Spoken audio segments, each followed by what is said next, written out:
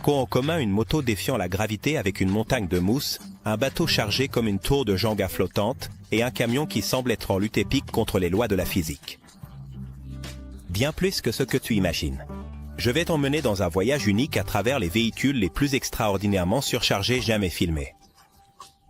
Nous verrons des processus d'équilibre qui mettraient à l'épreuve un acrobate et des scènes tellement incroyables. De Hanoï aux profondeurs de l'Afrique. Ces images ne défient pas seulement la logique, mais elles te feront te demander comment quelque chose comme ça peut même être possible. Moto. Surchargé, à Hanoï. Au cœur des rues vibrantes de Hanoï, au Vietnam, se déploie une image qui semble tirée d'un film comique surréaliste, mais qui est en fait un reflet fascinant de la vie quotidienne. Une moto apparemment ordinaire se transforme en un spectacle qui défie les lois de la physique et de la logique. Sur deux roues, un chauffeur avance avec une immense charge de déchets en polystyrène, empilés de telle manière qu'il s'élève au-dessus de sa tête, formant une montagne mobile de mousse blanche qui menace de s'effondrer à tout moment.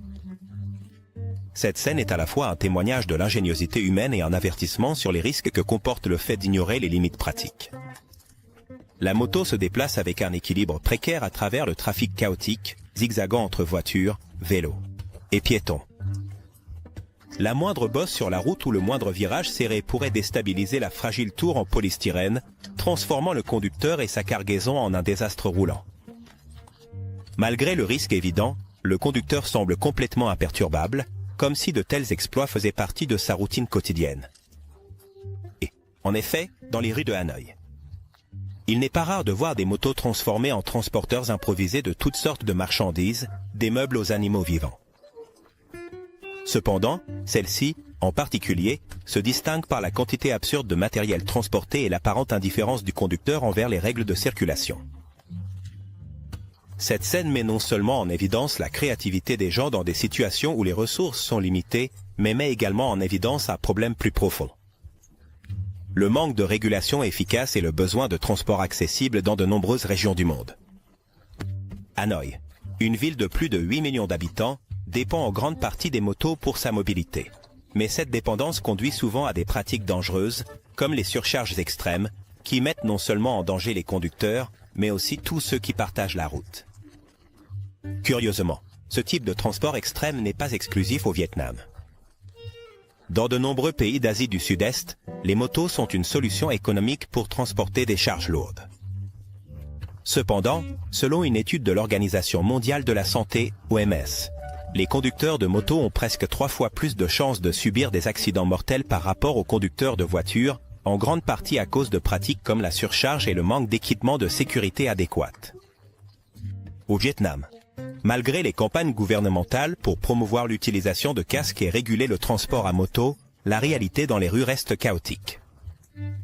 Un fait intéressant est qu'en 2018, un groupe d'ingénieurs vietnamiens il a créé une moto modifiée spécifiquement pour transporter de grands volumes de charge de manière plus sûre.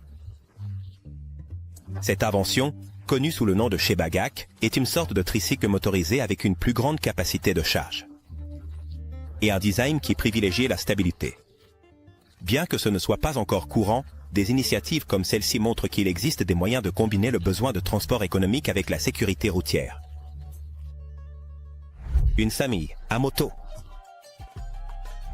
Sur une route très fréquentée d'une petite ville d'Asie, une moto devient le centre de l'attention.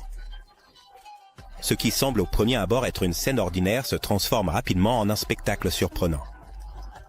Quand on compte le nombre de passagers qu'elle transporte, 10 personnes, un véritable record d'équilibre et de créativité. C'est une image qui mélange l'étonnement et l'inquiétude, car la sécurité semble être la dernière priorité de cette famille intrépide. La moto, un modèle standard conçu pour un maximum de 2 passagers, a été transformée de manière ingénieuse, mais dangereuse. Des extensions improvisées sur les côtés créent des sièges précaires, où 3 enfants sont assis de manière instable. Les adultes, pendant ce temps, s'accrochent aux conducteurs et les uns aux autres, formant une masse humaine qui semble défier la gravité. Malgré le risque évident, les passagers affichent une sérénité déconcertante, comme si cette pratique n'était qu'une routine de plus dans leur quotidien. Cette scène, bien que choquante, reflète la réalité de nombreuses communautés rurales où les ressources sont limitées. et le besoin de transport collectif l'emporte sur les préoccupations de sécurité. Dans ces régions, partager une moto n'est pas seulement un moyen d'économiser de l'argent, mais aussi un moyen de rester ensemble en famille. Cette pratique soulève toutefois d'importantes questions quant à l'équilibre entre tradition, nécessité et risques encourus. D'un point de vue légal, transporter plus de 2 personnes sur une moto est interdit dans de nombreux pays. Or, l'application de ces lois est très importante pour la santé des citoyens. Cela a tendance à être laxiste dans les régions où les options de transport public sont rares. En Inde, par exemple, on a documenté des cas de motos transportant jusqu'à 12 passagers, tandis qu'en Thaïlande, ces pratiques ont entraîné une augmentation significative des accidents de la route, surtout dans les zones rurales.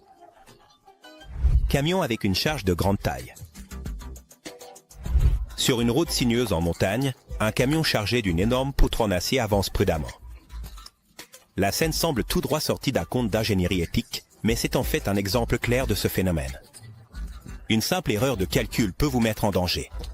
Pas seulement le conducteur, mais aussi tous ceux qui partagent la route. La poutre, qui mesure plusieurs mètres de long, est mal équilibrée, ce qui transforme chaque virage en un véritable test de survie pour le véhicule. Le conducteur, fort de plusieurs années d'expérience au volant, sait que ce n'est pas une opération comme les autres. Alors qu'il prend un virage particulièrement serré, le poids de la charge commence à se déplacer. La remorque, incapable de garder l'équilibre, penche dangereusement d'à côté. En l'espace de quelques secondes, le camion heurte une barrière en béton et l'impact provoque un frisson qui parcourt tout le véhicule. La poutre en acier, qui semblait sécurisée, commence à bouger comme un pendule à contrôler, menaçant de tomber et de provoquer un désastre encore plus grand. Ce genre d'incident n'est pas aussi rare qu'on pourrait l'imaginer. Selon une étude de l'Association internationale du transport de marchandises, environ 15% des accidents impliquent des camions. Cela est dû à une répartition inadéquate du poids. Lors du transport de charges surdimensionnées, même une légère inclinaison peut amplifier le déséquilibre, transformant une petite erreur en une tragédie potentielle. Un fait curieux et alarmant. Pendant ce temps, les secouristes arrivent sur les lieux pour stabiliser la situation et les spectateurs ne peuvent s'empêcher de ressentir un mélange de soulagement et d'admiration. Soulagement, car le conducteur a réussi à freiner à temps avant que le camion ne bascule complètement. La scène soulève cependant une question troublante. Jusqu'où sommes-nous prêts à aller au nom de l'efficacité et de la rentabilité? Bateau, surchargé de trop. Sur le vaste horizon d'une rivière calme, un bateau avance lentement. Chargé à ras-bord, avec des troncs qui semblent former une tour improvisée. L'image, à première vue, pourrait sembler refléter une industrie du bois efficace. Cependant, en y regardant de plus près, le véritable risque devient évident. Les rondins sont empilés de manière chaotique, sans aucun ordre ni support approprié, transformant le bateau en un piège flottant qui défie la stabilité et la logique. Le capitaine, le regard fixé sur l'horizon, semble ignorer le danger imminent. Chaque vague frappant la coque du navire provoque un mouvement léger mais perceptible de la charge, comme si la structure elle-même était sur le point de s'effondrer. Cela pourrait faire glisser les troncs à l'eau, créant un chaos tant pour le bateau que pour les autres embarcations à proximité.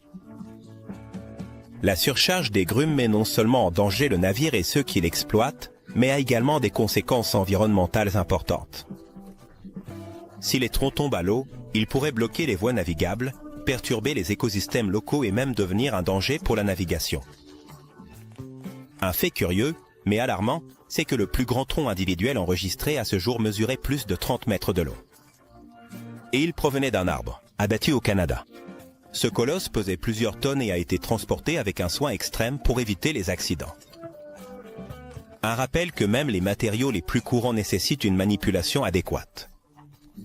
À mesure que le bateau avance, les rondins oscillent à chaque mouvement de l'eau, créant une tension palpable entre équilibre précaire et désastre. Inévitable. Les ouvriers à bord, habitués à ces conditions, effectuent des réglages manuels pour tenter de stabiliser la charge.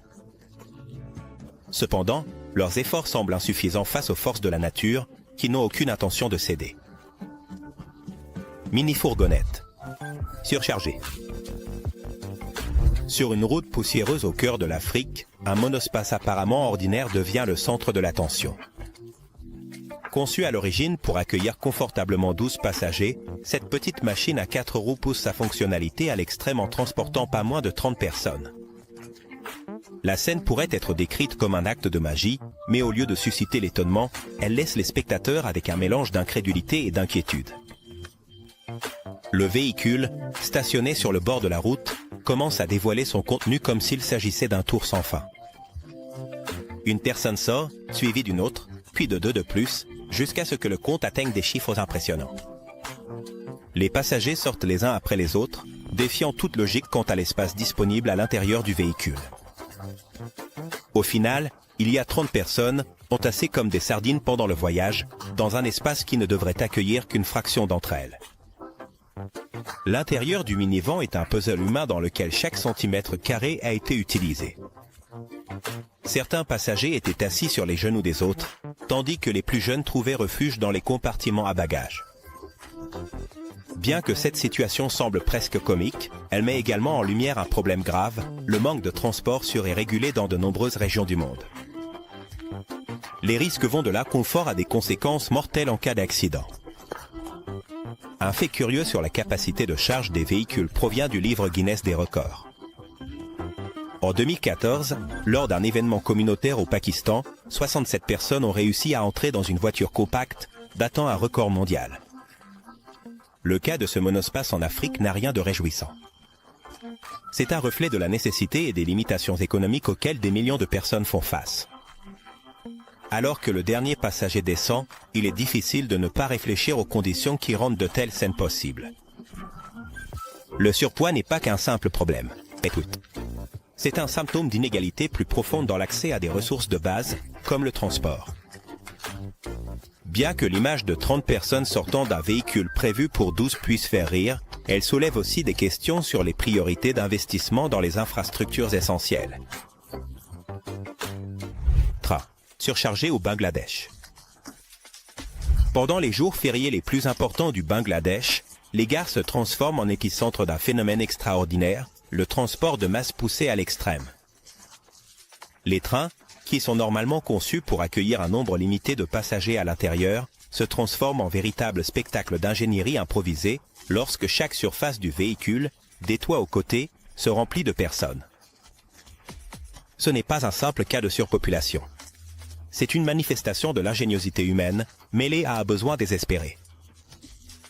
Pendant des festivités comme l'Eid, des millions de personnes essaient de retourner dans leur village pour être avec leur famille. Les wagons, qui en temps normal transportent plusieurs centaines de passagers, sont occupés par des milliers. Chaque centimètre d'espace est utilisé. Des hommes, des femmes et des enfants s'accrochent aux rampes, s'installent sur les toits et même se pendent aux portes ouvertes. C'est une chorégraphie chaotique de survie, un spectacle qui peut sembler fascinant pour un spectateur extérieur, mais qui cache un danger mortel. Malgré le risque évident, les images de ces trains bondés sont devenues un symbole de la détermination du peuple bengali. Pour beaucoup, voyager sur le toit d'un train n'est pas seulement un besoin économique, mais presque une tradition culturelle pendant les jours fériés. Cependant, ces pratiques ont un coût humain significatif. Selon les données de l'Organisation mondiale de la santé, plus de 25% des accidents ferroviaires surviennent dans les pays en développement. Ils sont liés à des pratiques de surcharge comme celle-ci. Un fait intéressant est que le train avec le plus de passagers jamais enregistré a eu lieu en Inde en 2011, lorsqu'un train spécial a transporté plus de 5000 personnes pendant le festival Kumbh Mela. Bien que ce record ait été établi sous supervision et avec une planification minutieuse, les scènes quotidiennes au Bangladesh ne bénéficient pas de la même préparation. Alors que le train avance lentement à travers le paysage rural, le bruit du moteur se mêle au rire et aux conversations des passagers. Il y a quelque chose d'un accent grave à la fois poétique dans cette image. Un train qui, malgré ses limitations, transporte les espoirs et les rêves de milliers de personnes. Cependant, cela soulève aussi une question troublante. Jusqu'où peut-on justifier ces pratiques au nom de la tradition ou du besoin économique? Camion coincé sous un pont. Sur une route fréquentée de l'Uttar Pradesh, en Inde, un camion blanc et rouge se fraye un chemin à travers le trafic, transportant une charge monumentale de canne à sucre. Sa plateforme, débordantes de tiges vertes qui s'élèvent bien au-dessus de la cabine, créent une image à la fois pittoresque et préoccupante. Mais ce qui commence comme un voyage ordinaire se transforme en un chaos absolu lorsque le camion se retrouve face à un passage surélevé qui ne semble pas avoir la hauteur suffisante pour accueillir sa charge colossale. Alors que le camion se dirige vers le pont, la tension dans l'air devient palpable. La canne à sucre, empilée sans tenir compte des limites de la route, oscille légèrement au gré du mouvement du véhicule. Enfin, l'inévitable se produit. La couche supérieure de la charge heurte le dessous du pont avec un fracas assourdissant. L'impact arrête le camion net, soulevant les roues avant du sol, comme si elles faisaient partie d'un balancier improvisé. Le conducteur, coincé dans sa cabine surélevée, semble paralysé par l'incrédulité. Pendant ce temps, les feuilles de canne tombent au sol comme une pluie verte, ajoutant une touche surréaliste au chaos. Des incidents comme celui-ci ne sont pas rares en Inde, où les routes sont souvent partagées par une grande variété de véhicules dont les charges défient souvent les normes de sécurité. Un fait curieux est que le pont le plus bas du monde enregistré pour la circulation publique se trouve au Japon, connu sous le nom de pont Ishimawashi, qui présente une inclinaison impressionnante, mais une hauteur limitée. Ce qui confond souvent les conducteurs. Heureusement, ce pont est équipé d'une signalisation adéquate pour prévenir des incidents similaires. Camion dans une rue étroite, Inde. Dans les rues animées et congestionnées de l'Inde, il est courant de croiser des véhicules de grande taille, essayant de passer par des espaces qui semblent trop petits pour eux. Les rues sont souvent étroites et mal pavées, ce qui complique encore plus la manœuvre des camions et d'autres gros véhicules. L'histoire d'un camion qui a tenté de prendre un virage serré sur l'une de ces routes, dans une région montagneuse, rappelle les conséquences tragiques qui peuvent survenir lorsque le poids n'est pas bien réparti. Dans ce cas, le camion transportait une énorme charge de produits agricoles qui n'étaient pas correctement arrimés.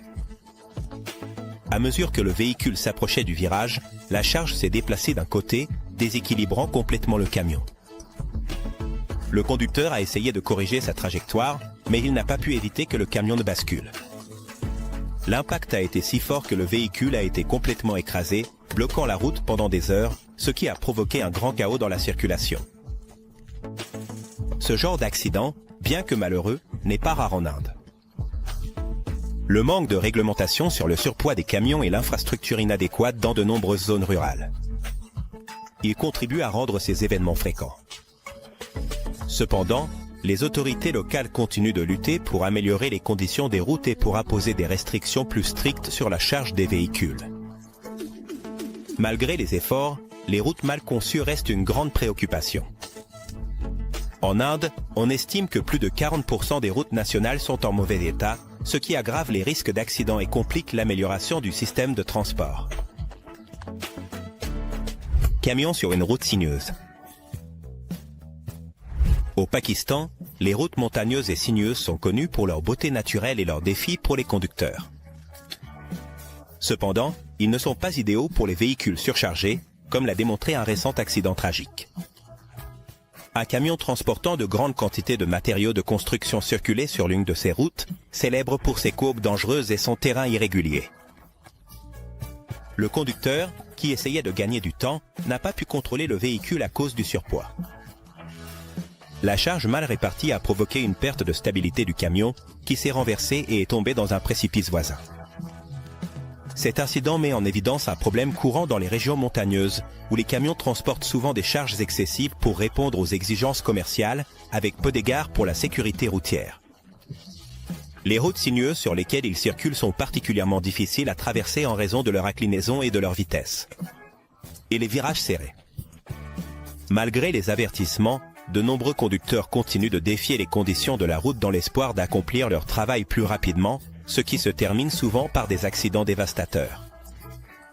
Ce qui est choquant dans cet accident, c'est que, bien que les véhicules modernes soient équipés de systèmes de freinage et de suspension plus avancés, améliorés, la surcharge reste un facteur crucial de perte de contrôle. La sécurité routière doit être la priorité. Mais le manque de mesures efficaces et la pression économique pour transporter de grandes quantités en peu de temps perpétuent ce cycle dangereux. Autobus, en Inde. La vie urbaine en Inde est marquée par une population dense et un système de transport public qui peine à suivre la demande. Les bus, qui sont utilisés pour transporter des milliers de personnes chaque jour, sont souvent surchargés, avec des passagers qui s'accrochent aux marchepieds et se pressent dans le moindre coin disponible. Cette surcharge met non seulement les passagers en danger, mais augmente également le risque d'accident. Un bus circulant sur l'une des lignes les plus fréquentées de Delhi s'est retrouvé sous les feux de la rampe lorsque, en raison du grand nombre de personnes à bord, le conducteur a perdu le contrôle dans un virage serré. Les passagers, qui se trouvaient debout par manque de place, ont été projetés vers l'avant par l'impact du retournement. L'accident, qui a fait plusieurs blessés et coincés à l'intérieur du véhicule, illustre les conditions dangereuses des transports publics dans de nombreuses villes indiennes. Cet incident reflète la lutte continue des citoyens pour accéder à des transports adéquats, tout en étant confrontés à des véhicules surchargés et à de mauvaises conditions d'infrastructure. Malgré les efforts déployés par les autorités pour moderniser le système de transport et réduire la congestion, la forte demande dépasse les capacités des bus, créant un scénario de risque constant. Camionnettes pliées sous la surcharge. Sur les routes de nombreux pays en développement, les camionnettes sont essentielles pour le transport de marchandises et de personnes, surtout dans les zones rurales. Cependant, lorsque ces véhicules sont surchargés, les conséquences peuvent être désastreuses. Un cas typique s'est produit dans une région rurale d'Amérique latine, où une camionnette chargée de produits agricoles comme des sacs de maïs, des fruits et d'autres biens a commencé à déraper en raison de son poids excessif. Malgré les efforts du conducteur pour garder le contrôle, la camionnette, qui était déjà sur le point de s'effondrer, n'a pas pu résister à la pression. Dans une courbe sur une route de montagne, l'arrière du véhicule s'est soulevé du sol, comprimant les pneus arrière et provoquant la chute de la charge, détruisant la structure du véhicule. De tels incidents ne sont pas rares, surtout dans les pays où l'absence de réglementation stricte en matière de surcharge permet aux conducteurs de transporter un poids supérieur à celui que les véhicules sont conçus pour supporter. Dans de nombreux cas, les véhicules doivent emprunter des routes déjà en mauvais état, ce qui augmente encore le risque d'accident. La structure d'une camionnette, généralement conçue pour transporter des personnes et des marchandises légères, n'est pas préparée à supporter des tonnes de produits, ce qui fait perdre le contrôle du véhicule et le fait plier, comme cela s'est produit dans ce cas. À cela s'ajoute le manque d'éducation sur les limites de charger, la négligence des conducteurs. Ils peuvent être des facteurs déterminants dans ces accidents. Les autorités locales, souvent débordées par la forte demande de transport et les rares options disponibles, imposent rarement des sanctions efficaces, ce qui perpétue le cycle de surcharge. Bateaux de pêche surchargés. Sur les côtes des pays avec une forte industrie de la pêche, les bateaux qui transportent les prises quotidiennes sont souvent surchargés, mettant en danger à la fois l'équipage et l'embarcation. Dans le cas d'un bateau de pêche au large des côtes de l'Inde, la surcharge de poissons et d'équipements lourds a fait pencher dangereusement l'embarcation en plein chemin du retour au port. Alors que les vagues agitées frappaient la coque, le bateau a commencé à perdre de la stabilité et les pêcheurs à bord ont lutté pour garder le contrôle de l'embarcation, qu'il a failli sombrer complètement. De tels incidents sont particulièrement dangereux, car les bateaux de pêche surchargés deviennent non seulement instables mais subissent également des dommages structurels en raison du poids excessif.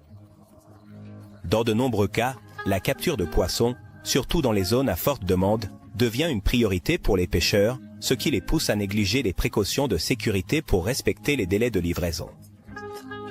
Malgré les réglementations sur le poids des navires et les inspections de sécurité, bon nombre de ces réglementations ne sont pas appliquées, principalement en raison du manque de ressources pour les faire respecter et de la pression économique à laquelle sont confrontés les pêcheurs.